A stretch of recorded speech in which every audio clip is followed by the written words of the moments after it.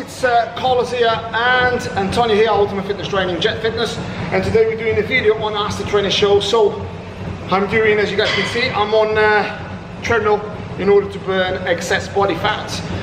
For the guys out there, one thing before I get going, this is cheating, okay? Marsha, get your hands off. Okay, so for the purpose of the exercise, I'll show you. I'm going to do this video without putting hands on. Wow, I know, it's not much, but believe it or not, a lot of people hold on to the handles. Unless you're very scared of falling off, don't hold on to anything, get your arms going. Okay, let's go.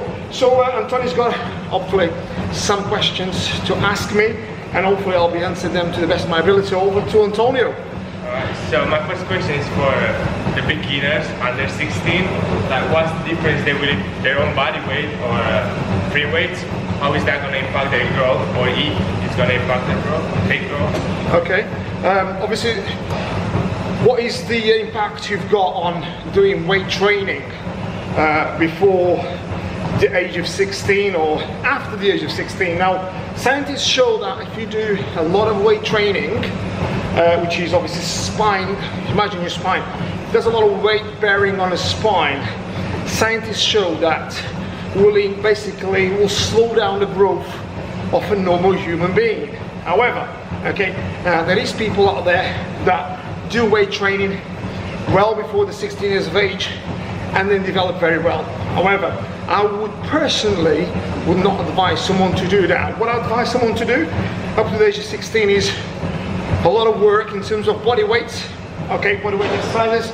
You can still do squats, you can still do press ups, you can do pull-ups, as many as you can.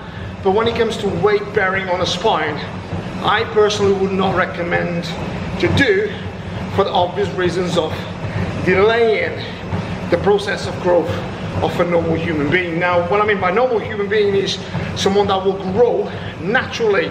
Now, obviously, if you've got already an injury, I wouldn't advise to do that. If you're already basically gone past a certain age, of say 17, 18, 19, start doing your weight training, because it's when your body's going to basically develop.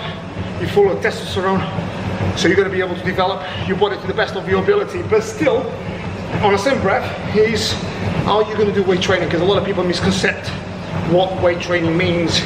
Weight training is a gradual process. A lot of people think weight training is deadlifts or squats.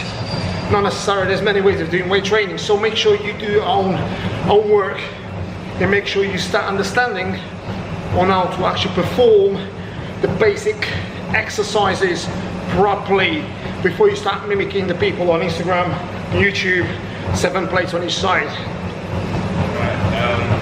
My next question is... Did I answer the question? Yeah, you did. What if someone gets... Because, you know, all the training programs have like 3 sets, 10 to 12 reps. And how... If you could give us some ideas of different types of training, no, actually types, like different set management, or... Yeah, sure. If you know what I mean. Sure, what Antonio is basically asking us is basically, is the sort of traditional 3 sets of 12 or 3 sets of 10, is that really what makes people develop? The answer is no, okay? There's many ways of training. Now, I go back to scientists have shown that these sort of called, if you like, 12 reps, 15 reps were man-made. What it was basically was, they've studied that in order to create muscle stimulation in terms of growth, your body, muscle fibers, concentric, in isometric contractions. Let me just wrap that up very quickly. Concentric contractions is when the muscle shortens. Eccentric contractions is when the muscle lengthens. And isometric contractions is when you stop. Okay, when I mean stop at the top of the contraction, i.e. chest press, stop at the top, that's an isometric contraction.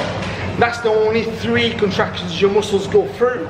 So scientists have shown that if you stay between 40 seconds to 55 seconds while doing the exercise, you tear greater muscle fibers. Hence the reason why they came up with the 12 to 15 reps. Before that was very much of a guess. Okay, still, as Antonio just asked, a lot of people don't understand. If you ask someone, do 6 reps, do 7 reps, do 8 reps, 10 reps, Some people do 6 reps as fast as someone does 15 reps. Some people do 15 reps as fast as someone does 20 reps. So it's very, very, if you like, a gray area. It's called time under tension. Look it up, do your own homework. But my basic explanation to that is keep your exercise basic to start with. Understand how to perform the exercises correctly. Understand why you're doing the exercise. And thirdly, make sure you're consistent at doing the basics. Once you achieve that, then you can move on to more and more intensity, more performance, more advanced stuff. Does that answer the question? Yeah, it did. Is cardio going to help you improve muscle mass in any way? Does cardio improve muscle mass? Now, if you do aerobic exercise, by the way, there's 2 ways of what people actually interpret by cardio. Cardiovascular exercise, by the name cardio, so activates your cardiovascular system, which is your heart and your lungs, okay? Anything that activates cardiovascular, it activates obviously oxygen, okay?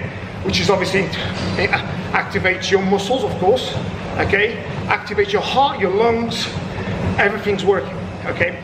Now there's 3 different types of fibers in your body. 1, intermediate fibers, which are fibers, they're red fibers, and they're very, very highly stimulated by oxygen and by long periods of exercise.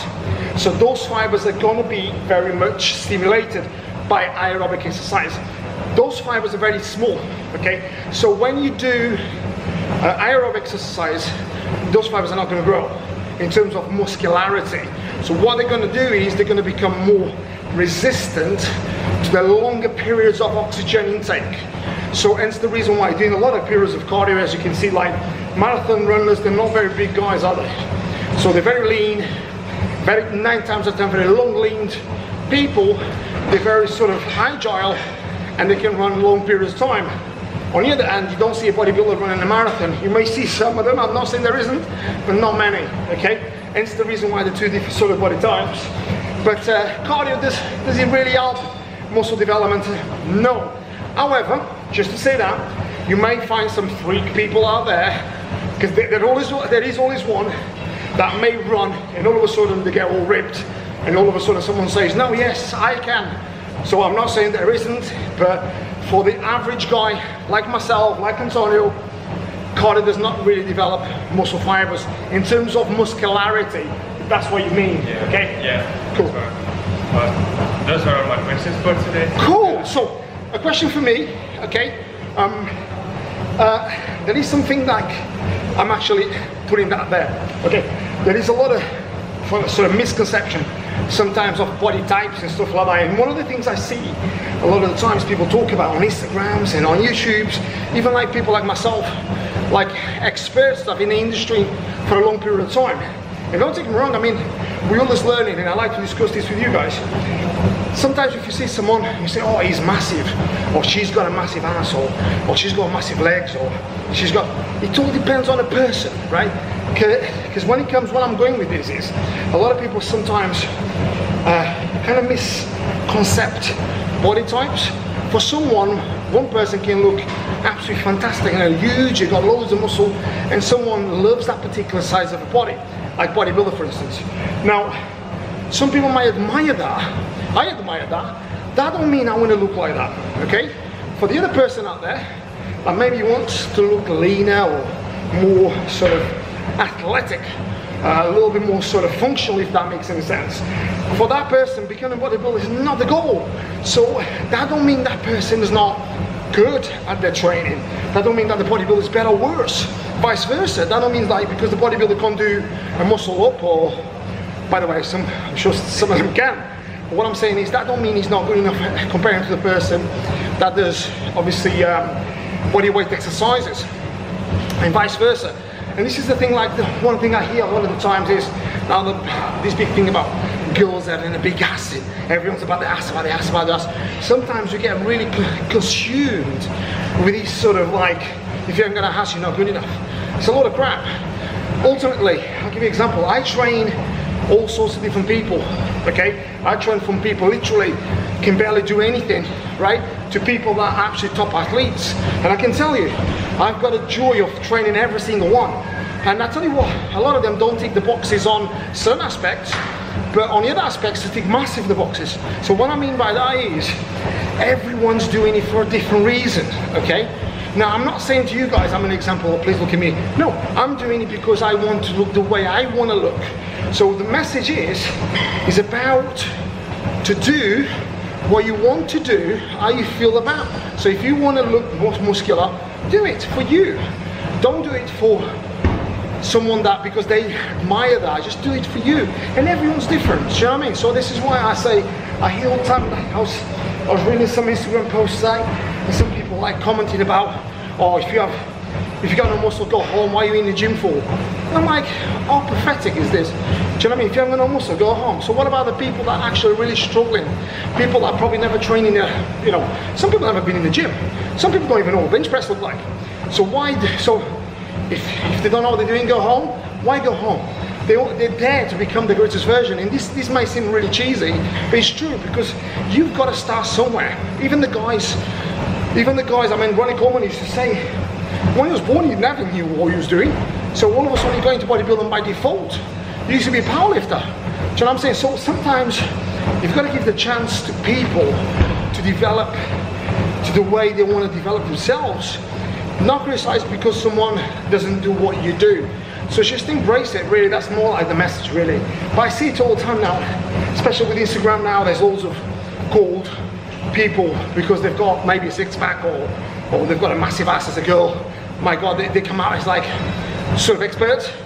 They've never probably changed anyone's physique. That's just a load of crap. Don't judge it. Okay, be yourself. And if people really want to develop through your help, let them develop through help. But with all that said anyway, bit of a rant there, wasn't it? But I needed to say that. But on behalf of obviously Antonio and myself, we're doing these videos obviously.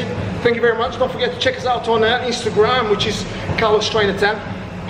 And also on YouTube channel, which is Carlos Trainer. So with all that said, guys, stay happy, stay healthy, stay fit, have a great day. Take care. Woo! Look at Antonio there.